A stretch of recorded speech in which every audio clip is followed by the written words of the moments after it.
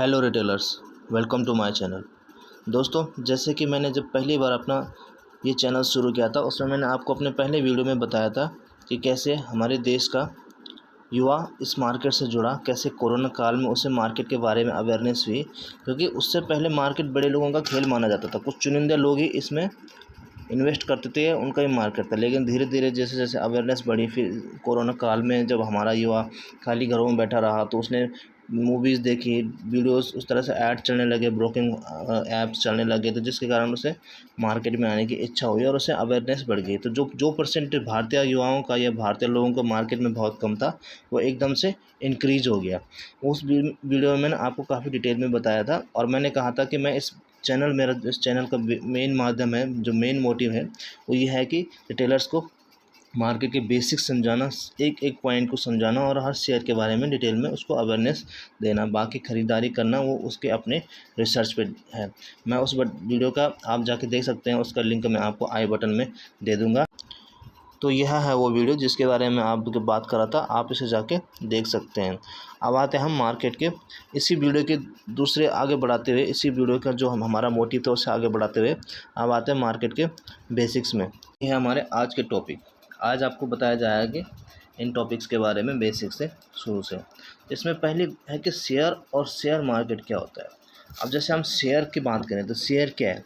Share किसी भी company में एक यूनिट्स, छोटी सी यूनिट्स, एक जो हिस्सेदारी होती है, जैसे वो कंपनी का एक छोटे से हिस्से का मालिक बन जाता है, तो उसे हम शेयर कहते हैं। जैसे कि आप एक सेब को देख सकते हैं। सेब को अगर 8 टुकड़ों में तोड़ा जाए तो इस सेब के कितने शेयर हो गए? 8 शेयर हो गए, 8 बराबर टुकड़े। इनमें से अगर आप एक परचेज़ कर देते हैं तो आप कहेंगे कि मैं इस कंपनी के, जो कंपनी, अगर इस सेब को हम कंपनी माना जाए, इसके 8 टुकड़े करें तो इसके 1 शेयर का मैं हिस्सेदार हूँ। तो आपके कितने हिस्सेदारी हुई? 1 हुई। 1 यूनिट बोल सकते हैं हम इसे, एक इकाई। एक इकाई तो उस जो किसी कंपनी की जो एक इकाई होती है उसे शेयर कहते हैं। एक छोटा सा हिस्सा उस कंपनी में आपका इन्वेस्टमेंट, वो उसको शेयर कहते हैं। और जहाँ इन शेयर्स की खरीदारी और बिकवाली होती है, जहाँ भी इसे सेल और परचेज़ करते हैं, उसे हम शेयर मार्केट कहते हैं।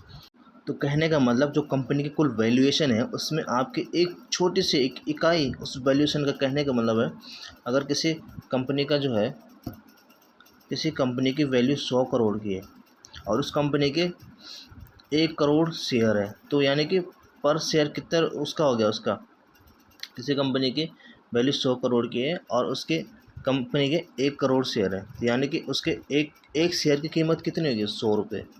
एक शेयर की कीमत उसके 100 रुपये, यानी कि आप उस कंपनी के 100 रुपये के मालिक हैं, यानी कि एक शेयर के मालिक हैं। तो ये होता है एक शेयर।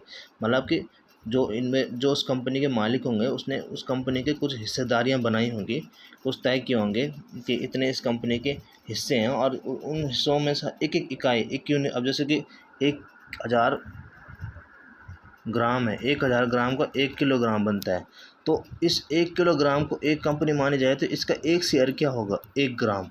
उसी तरह शेयर को भी हम 1 ग्राम मानेंगे, मतलब कि एक छोटी सी इकाई किसी कंपनी को शेयर कहते हैं। और जहाँ इनकी सेल परचेज होती है शेयर मार्केट कहते हैं।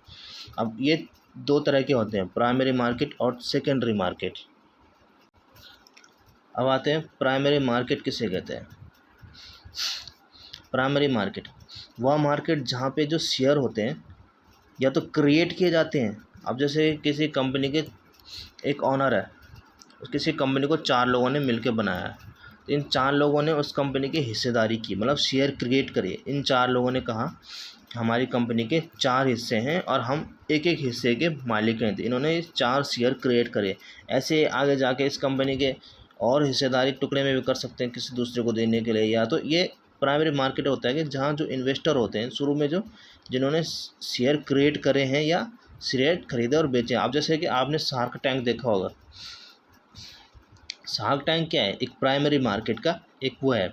वहाँ पे कुछ एक कंपनी रहती है, वो कंपनी का मालिक आता है और कहता है कि मेरे तुम इतने शेयर ले लो और 25% हिस्सेदारी ले लो। शेयर को हम हिस्सेदारी भी कहते हैं एक तरफ से, और मुझे इतने पैसे दे दो। तो वो है प्राइमरी मार्केट। यानी कि उसने अपने 4 शेयर में से एक शेयर उन शार्क्स को दे दिया और उनसे कुछ पैसे ले लिए। तो जितने पैसे उसने लिए उसका गुणा अगर 4 से करेंगे तो वो उस कंपनी की, माना बात उन्होंने 25 करोड़ लिए, उस कंपनी के 4 से गुणा कर कंपनी की वैल्यूएशन 100 करोड़ रुपये हो गए। ठीक है, तो ये हो गया प्राइमरी मार्केट की जो कंपनी का फाउंडर है वो कुछ लोगों को इकट्ठा कर रहा है और कह रहा है कि तुम भी इसमें हिस्सेदारी ले लो और इसमें पैसे लगा लो, तो हो गया प्राइमरी मार्केट। ठीक है, तो शार्क टैंक क्या है, प्राइमरी मार्केट का एक एग्जांपल आप उसे समझ सकते हैं। इसी तरह अब जैसे कि कहते हैं कि फंडिंग ढूंढते हैं तो प्राइमरी मार्केट ही है। जब आप फंडिंग, कोई माना बात मेरे पास कोई आइडिया है, मैंने कहा कि एक कंपनी ऐसे ऐसे बनेगी, मैं 2-4 लोगों से मिला, उनसे मैंने कहा कि तुम मेरी कंपनी ज्वाइन कर लो और मुझे इतने पैसे दे दो और कुछ तुम इसमें हिस्सेदारी ले लो। अभी मेरे पास 100% की हिस्सेदारी है, पूरी कंपनी की हिस्सेदारी, एक कंपनी है मेरे पास 100%, इसका भी एक शेयर है, वो मेरे पास है। ठीक है, अब इस शेयर को मैं कहूँगा कि तुम मुझे पैसे दे दो, मैं इस शेयर को 4 टुकड़ों में करता हूँ, इसके 4 शेयर कर लेता हूँ और एक एक शेयर तुमको दे देता हूँ, तुम मेरे को पैसे दे दो, तो ये हो गया शेयर। ठीक है, और अब एक शेयर हो गया, अब इसके 4 शेयर हो गए, ऐसे कोई और आएगा, फिर जो अभी 4 थे उन्होंने कहा कि तुम इतने इतने शेयर ले लो, अब हम इसके 12 शेयर कर देते हैं, तुम शेयर ले लो और हमें पैसे दे दो, हम इस कंपनी को आगे बढ़ाना है। तो ये होता है प्राइमरी मार्केट। अब सेकेंडरी मार्केट में आते हैं। सेकेंडरी मार्केट क्या होता है? सेकेंडरी मार्केट होता है जैसे कि अब कंपनी बन गई, 2-4 लोगों ने इकट्ठा कर दिया, कुछ रेवेन्यू आने लग गया, सब कुछ जनरेट होने लग गया। उसके बाद उन्होंने कहा कि अब हम क्या करें, इस कंपनी में और पैसा चाहिए तो कैसे लाएं। तो उन्होंने क्या कहा, अब और इन्वेस्टर को मनाना या उनको ट्रस्ट करवाना अपनी कंपनी में, या कोई इन्वेस्ट करने के लिए नए इन्वेस्टर तैयार नहीं होते, क्योंकि बड़े बड़े लोगों का ये देखा जाता है कि वो कहते हैं कि यार इसमें तो पहले ही 4 लोग हैं बड़े बड़े, अब कितनी हिस्सेदारी हमें मिलेगी, अगर 2 और आ जाएंगे तो हम तो कुछ मिलेगा ही नहीं, मतलब इस शेयर में हम तो ना इसमें पूरे कंपनी के मालिक हो पाएंगे, ना कुछ इस कंपनी में हमारा कुछ हो पाएगा। तो इसलिए वो इन्वेस्टर फिर उस कंपनी में दोबारा नए इन्वेस्टर नहीं जुड़ पाते हैं, तो फिर वो क्या करते हैं, इस कंपनी को छोड़ देते हैं पब्लिक के बीच में। आपने IPO का नाम सुना होगा, इनिशियल पब्लिक ऑफर।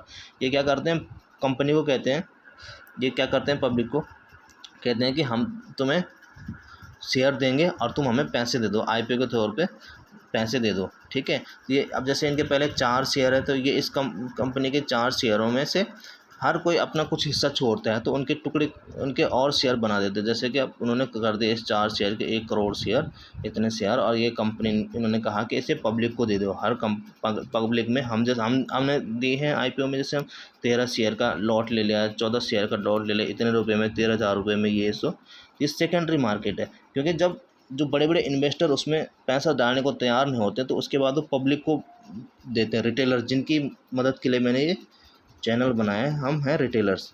ये पब्लिक को ऑफ़र करते हैं कि भाई तुम पैसे डाल दो और ये हमारे शेयर ख़रीद लो और कंपनी में हिस्सेदार बन जाओ।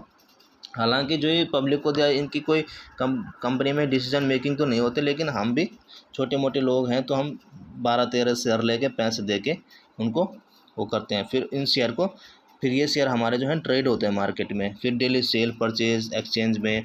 तो ये हो गया सेकेंडरी मार्केट, जब शेयर जो है अदर कंपनी के अलावा, पहले तो कंपनी जिन्होंने क्रिएट करी उन्होंने शेयर बनाए, फिर उनकी हिस्सेदारी, उन्होंने पैसे डाले, अब उसके अलावा जो बल्क तौर पे जो हम लोग आते हैं रिटेलर्स, ये हो गया IPO के थ्रू आते थे, ये हो गया सेकेंडरी मार्केट।